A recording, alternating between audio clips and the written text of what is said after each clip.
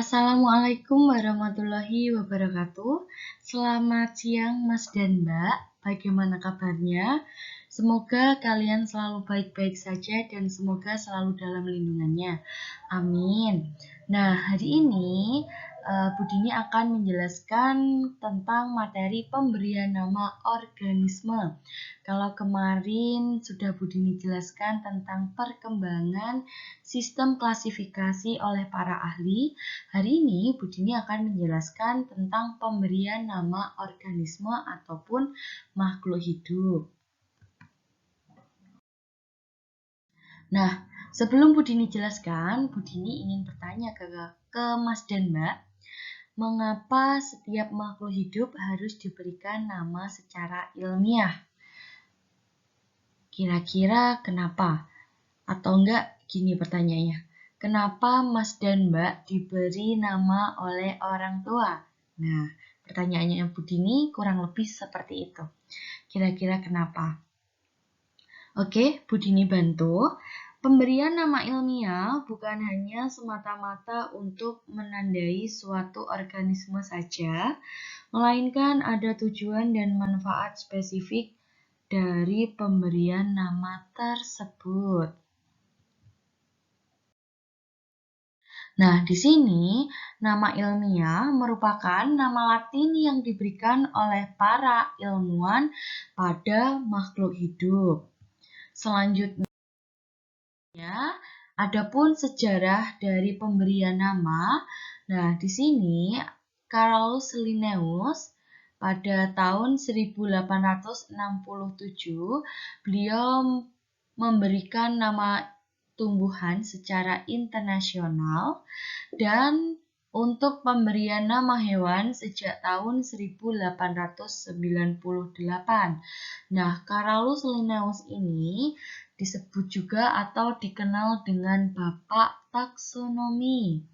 Nah, di sini sistem nama internasional yang dikenal yaitu sistem tata nama ganda atau binomial nomenklatur. Apa itu binomial nomenklatur? Nah, binomial nomenklatur merupakan dasar pembuatan nama ilmiah makhluk hidup dengan dua kata. Kata pertama, Bu Dini garis bawahi, kata pertama menunjukkan genus atau marga, sedangkan kata kedua menunjukkan spesies. Nah, adapun tujuan dari pemberian nama, yang pertama ada membedakan antara satu kelompok dengan kelompok lain. Selanjutnya, menyusun hubungan kekerabatan antar kelompok, memudahkan dalam mengenal ciri-ciri kelompok, menunjukkan tingkatan takson dalam taksonomi. Selain itu, untuk memudahkan para peneliti dari berbagai kalangan di seluruh dunia saat meneliti atau mempelajari makhluk hidup tertentu. Selain itu, ada tujuan yang terakhir yaitu menghindari kesalahpahaman. Karena itu digunakan nama ilmiah yang bersifat universal, artinya dapat diterima di seluruh dunia. Nah, di sini Bu Dini sudah menyajikan suatu urutan takson. Semakin ke atas menunjukkan jumlah anggota taksonnya semakin banyak. Sedangkan kalau ke bawah menunjukkan kesamaan ciri-ciri makhluk hidupnya semakin banyak. Nah, masih ingat tingkatan takson? Nah, di sini ada tingkatan takson, ada KFC of GS untuk hewan dan KDC of GS untuk tumbuhan. Nah, bedanya hanya terletak di sini. Jadi, pada hewan dia memiliki filum, Sedangkan pada tumbuhan dia memiliki divisi kingdom, phylum, kelas, ordo, famili, genus, dan spesies. Ini adalah tingkatan takson untuk hewan. Sedangkan untuk tumbuhan, kingdom, divisi, kelas, ordo, famili, genus, dan spesies. Diingat-ingat ya, kalau hewan punya filum, kalau tumbuhan memiliki divisi. Nah, adapun tata cara penulisan nama ilmiah. Nah, di sini Bu Dini sudah menyajikan beberapa tahap. Yang pertama, terdiri atas dua kata. Kata pertama menunjukkan genus dan kata kedua menunjukkan spesies. Jadi Bu Dini kasih contoh, misal dari nama ilmiah Mangifera indica dari mangga. Mangiferanya itu merupakan nama genus dan indikanya merupakan nama dari spesies. Selanjutnya yang kedua, menggunakan bahasa lain atau bahasa lain yang dilatinkan. Contohnya durian. Nah, di sini durian dilatinkan menjadi Durio zibetinus. Zibetinus. Jadi nama lain atau nama ilmiah dari durian. Nah, itu Durio zibetinus. Selanjutnya yang ketiga, huruf pertama harus ditulis dengan huruf kapital.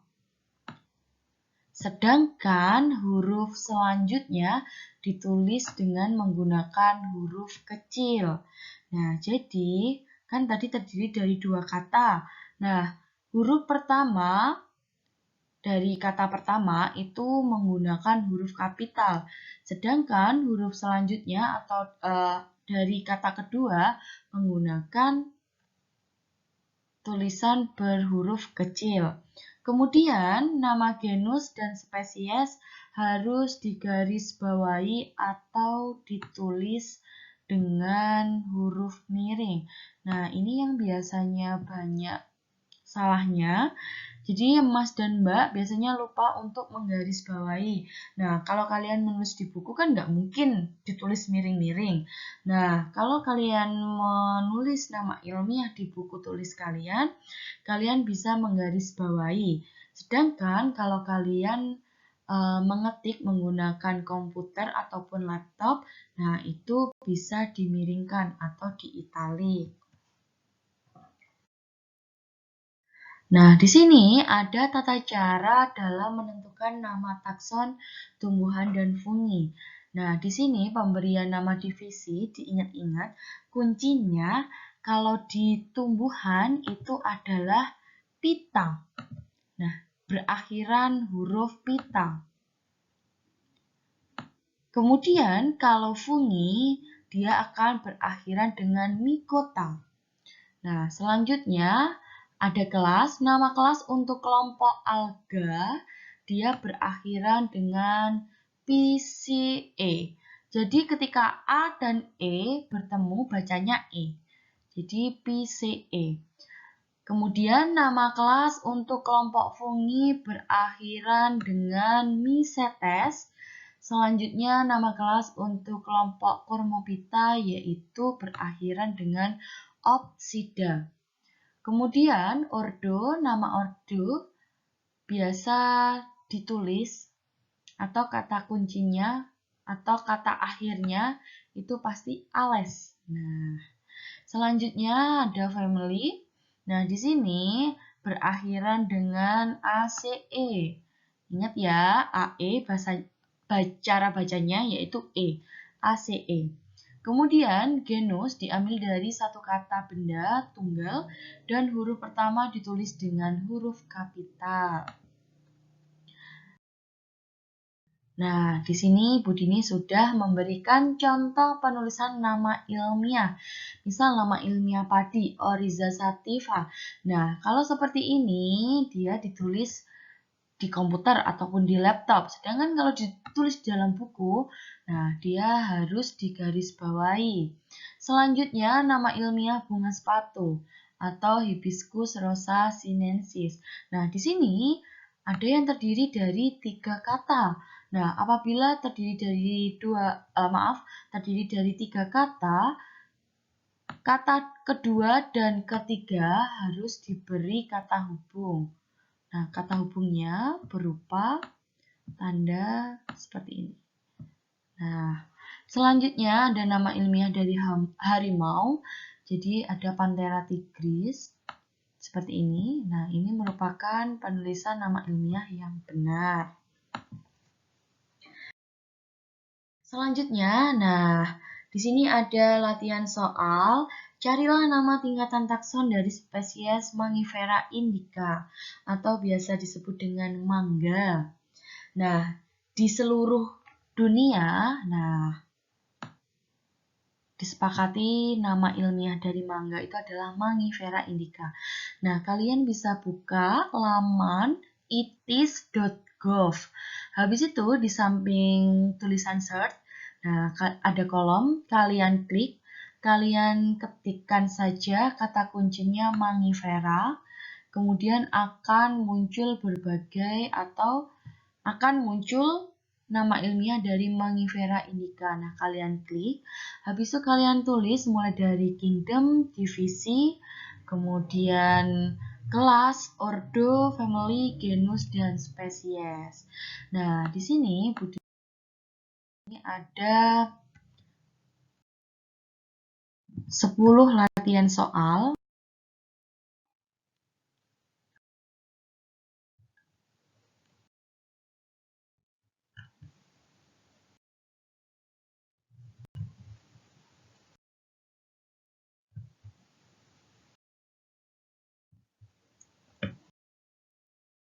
Ada 10 latihan soal, silakan dikerjakan di buku tulisnya masing-masing.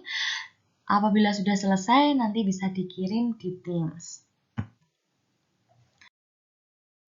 Cukup sekian penjelasan Bu Dini mengenai pemberian nama ilmiah. Apabila Bu Dini ada salah kata, Bu Dini mohon maaf. Sekian, wassalamualaikum warahmatullahi wabarakatuh.